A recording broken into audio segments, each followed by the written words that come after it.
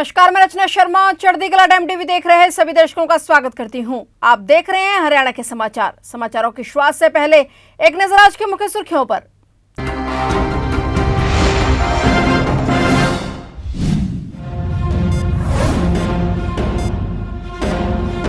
11वें अंतर्राष्ट्रीय योग दिवस पर कुरुक्षेत्र में राज्य स्तरीय कार्यक्रम। योग गुरु बाबा रामदेव के साथ सीएम सैनी ने किया योग। अंतर्राष्ट्रीय योग दिवस पर सीएम सैनी ने खोला घोषणाओं का पिटारा। हरियाणा सिविल सचिवालय में भी मनाया गया अंतर्राष्ट्रीय योग दिवस। मुख्य सचिव अनुराग रस्तोगी ने किया योगा। कई अधिकारियों ने की अंतर्राष्ट्रीय योग दिवस कार्यक्रम में शिरकत।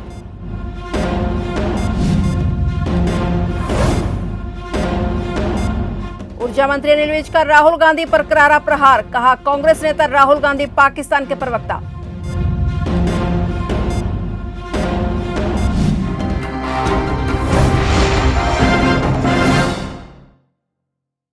और अब समाचार विस्तार से। 11वां अंतर्राष्ट्रीय योग दिवस पर हरियाणा के कुरुक्षेत्र के ब्रह्मसरोवर स्थित पुरुषोत्तमपुरा बाग में राज्य स्तरीय कार्यक्रम आयोजित किया गया। राज्य स्तरीय कार्यक्रम में मुख्यमंत्री नायब सिंह सैनी, राज्यपाल बंडारू दत्तात्रेय, मंत्री आरती राव और सांसद नवीन जिंदल भी मौजूद रहे। वहीं योग गुरु बाबा रामदेव ने मन से कार्यक्रम में उपस्थित सभी लोगों को योग सिखाया। कार्यक्रम में योग गुरु बाबा रामदेव और सीएम नायब सिंह सैनी ने योग किया। योग करने के बाद सीएम नायब सैनी ने कहा कि हम सबके लिए आज बहुत ही गौरव का दिन है। कुरुक्षेत्र में लाखों की संख्या में लोग इस दिवस को पर्व के रूप में मना रहे हैं। मैं इसके लिए योग गुरु स्वामी रामदेव का आभार प्रकट करता हूं। मैं हरियाणा की ओर से देश के यशस्वी प्रधानमंत्री को साधुवाद देता हूं। वहीं आज 11वें अंतर्राष्ट्रीय योग दिवस के मौके पर मुख्यमंत्री नायब सिंह सैनी ने घोषणाओं का पिटारा खोलते हुए प्रदेश को 9 बड़ी सौगातें दी। मुख्यमंत्री नायब सैनी ने अंतर्राष्ट्रीय योग दिवस 2025 की सभी को बधाई व शुभकामनाएं दी।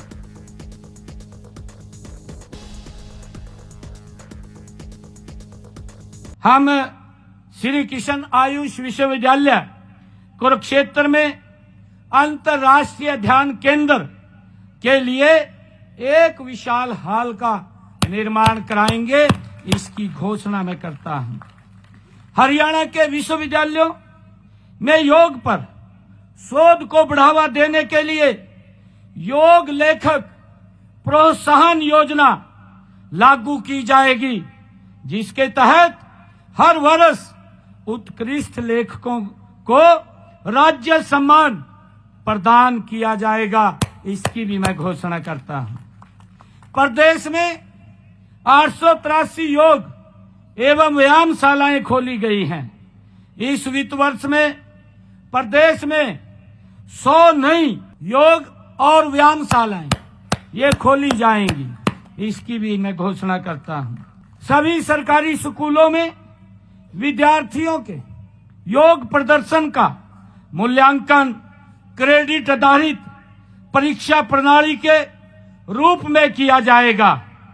योग एवं प्राकृतिक चिकित्सा विषयों को इस वर्ष से ही आयुष चिकित्सा प्रणाली के अंतर्गत मान्यता दी जाएगी।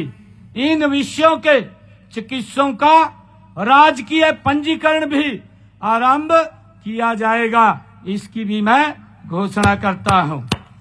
मैं हरियाणा के सभी विश्वविद्यालयों एवं कॉलेजों में भी योग को शैक्षणिक पाठ्यक्रम के रूप में लागू किया जाएगा।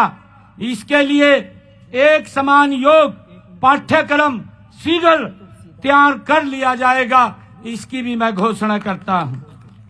मैं योगासन को खेल के रूप में राष्ट्रीय स्तर पर सुदृढ़ करने के लिए अनुभवी कोचों की नियुक्ति की जाएगी, जो खिलाड़ियों को अंतर्राष्ट्रीय प्रतियोगिताओं के लिए प्रशिक्षित करेंगे।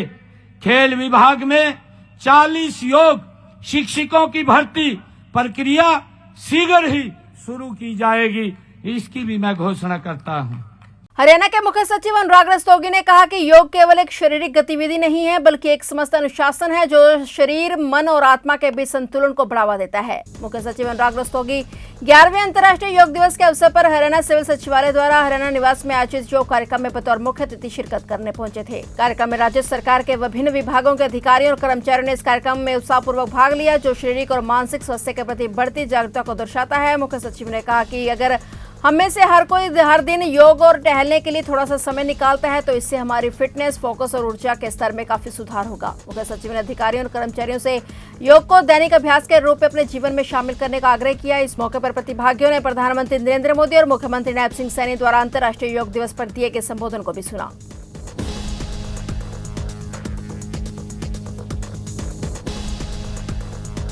हरियाणा के ऊर्जा, परिवहन और श्रम मंत्री अनिल विज ने कांग्रेस नेता राहुल गांधी के बयान पर पाकिस्तानी मीडिया में बार बार आने पर राहुल गांधी को पाकिस्तान का प्रवक्ता बताया। विपक्षी पर पलटवार करते हुए पाकिस्तान को प्रधानमंत्री के बयान का हवाला देते हुए याद दिलाया कि पाकिस्तान के उप प्रधानमंत्री स्वयं कबूल कर रहे हैं कि हिंदुस्तान ने ऑपरेशन सिंदूर के माध्यम से पाकिस्तान का एयरबेस तबाह किया है, मगर राहुल गांधी नहीं मान रहे। इससे ज्यादा राहुल गांधी को और क्या चाहिए जब पाकिस्तान के उप प्रधानमंत्री ही इस बात की पुष्टि कर रहे हैं। उन्होंने चुटकी लेते हुए कहा कि राहुल गांधी बोल रहे हैं कि हिंदुस्तान ने ऑपरेशन सिंदूर के माध्यम से कुछ नहीं किया। राहुल गांधी बस भरकर पाकिस्तान ले जाएं और दिखाकर लाएं कि कैसे हिंदुस्तान ने पाकिस्तान का एयरबेस तबाह किया है।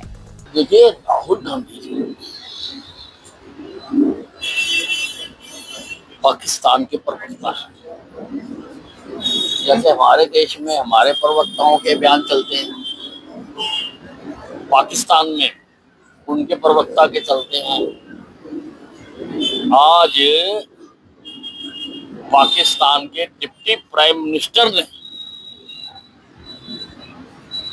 कबूलनामा है उसका कि हाँ, हिंदुस्तान ने हमारा एयरबेस आकर बर्बाद हो गया। राहुल गांधी जी को कौन ना बस भर के ले गए कांग्रेसियों की, दिखा के लाए उनको। जो बोलते हैं कि हिंदुस्तान ने कुछ नहीं किया, तो जाके दिखा के लाए ना उनको। मुख्यमंत्री नायब सिंह सैनी अंबाला पहुंचे, जहां सीएम सैनी कैबिनेट मंत्री अनिल विज से मुलाकात करने उनके घर पहुंचे। मुख्यमंत्री नायब सिंह सैनी मंत्री विज का स्वास्थ्य जानने के लिए पहुंचे थे। दरअसल कैबिनेट मंत्री अनिल विज को कल डॉक्टर ने 1 हफ्ते के लिए प्लास्टर लगाने को कहा था, जिसके बाद से विज घर पर ही हैं और उनका स्वास्थ्य जानने के लिए मुख्यमंत्री अंबाला पहुंचे।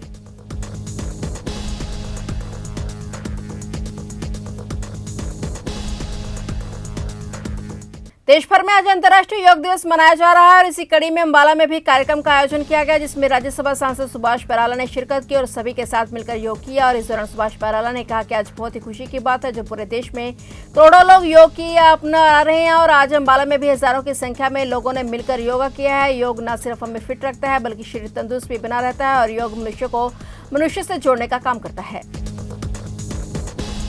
बहुत ही गर्व की बात है कि आज दुनिया के बड़े हिस्से में 250 से ज्यादा देशों के अंदर, कहीं जल में, कहीं थल पर, कहीं आसमान में यानी कि नभ में, आज जिस प्रकार से हमने यहाँ अंबाला के स्टेडियम में हजारों की संख्या में इकट्ठे होकर के योग किया है, इसी प्रकार से करोड़ों करोड़ लोगों ने आज इस योग दिवस के अवसर पर इस कार्यक्रम के अंदर हिस्सा लिया है।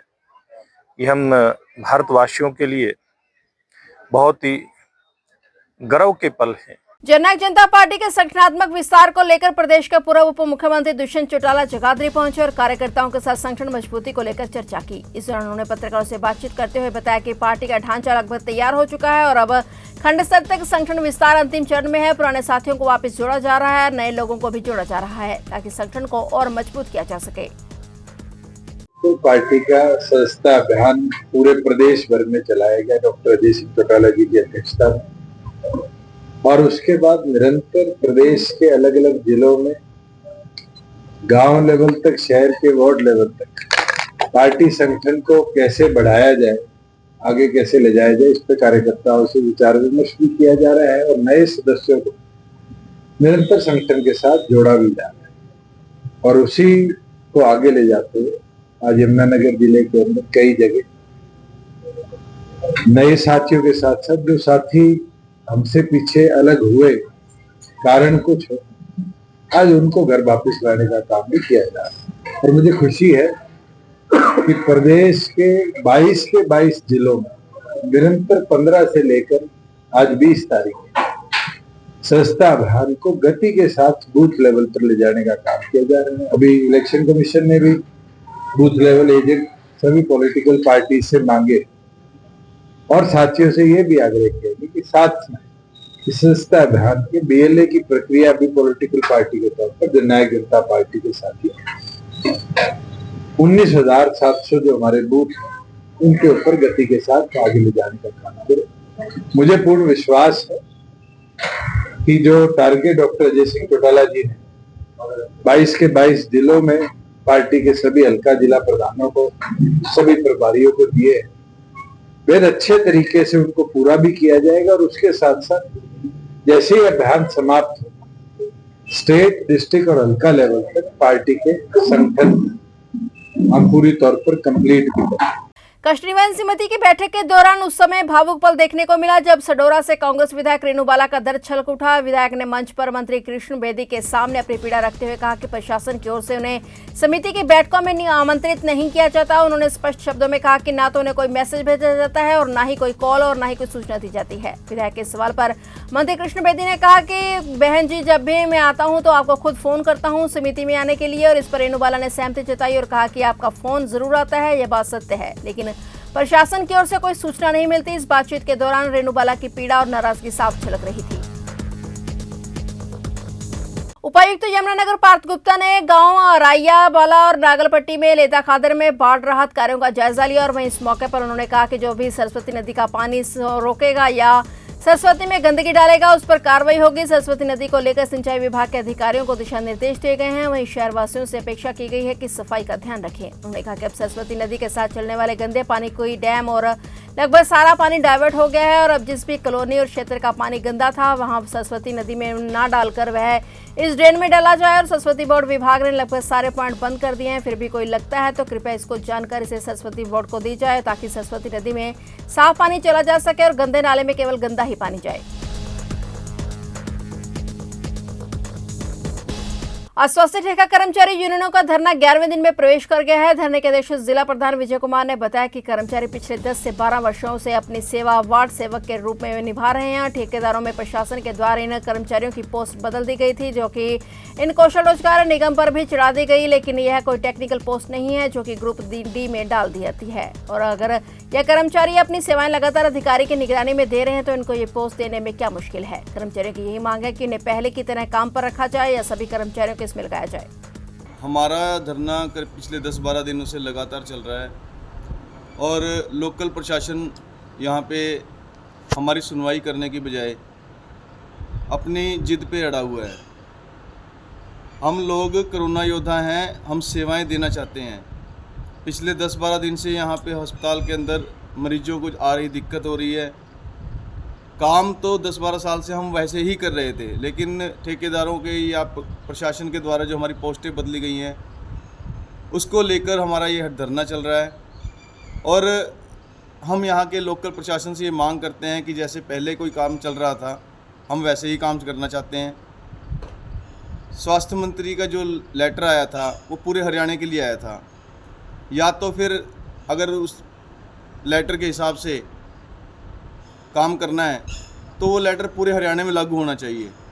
सिर्फ यमुनानगर में कुछ कर्मचारियों के ऊपर ऐसा क्यों लागू किया गया, इस बात को लेकर हमारा प्रोटेस्ट है। कालका के विधायक शक्ति रानी शर्मा ने अंतर्राष्ट्रीय योग दिवस के अवसर पर कालका के राजकीय स्नातकोत्तर महाविद्यालय में कहा कि योग मिटाएं। रोग प्रतिदिन की दिनचर्या में योग को शामिल करने से शरीर और मन स्वस्थ रहता है। विधायक शक्ति रानी ने यह बात कालका के राजकीय स्नातकोत्तर महाविद्यालय के प्रांगण में योग दिवस के अवसर पर मुख्य अतिथि के रूप में संबोधित करते हुए कही। उन्होंने कहा कि सभी को योग के लिए प्रतिदिन समय अवश्य निकालना चाहिए और अपने आप को स्वस्थ रख सके। बता दें कि आज देश भर के तर्ज पर प्रदेश भर में अंतर्राष्ट्रीय योग दिवस मनाया जा रहा है।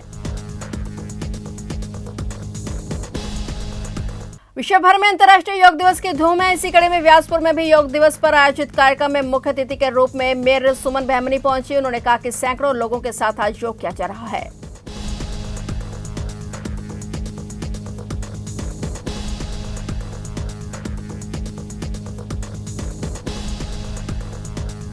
अंतर्राष्ट्रीय योग दिवस के मौके पर जगाधरी के गुलाबनगर के नजदीक गुर्जर गायश स्थान में भी शहरवासियों ने योग करते हुए सदा स्वस्थ रहने का संदेश दिया। राष्ट्रीय स्वयंसेवक संघ की गोविंद शाखा द्वारा लाल बहादुर शास्त्री पार्क में जिला संघ विचारक सेवाराम के दिशा निर्देश के अनुसार योग किया गया और इसी प्रकार शहीद भगत सिंह पार्क सारनी चौक में भारतीय योग संस्थान की ओर से योग दिवस आयोजित किया गया।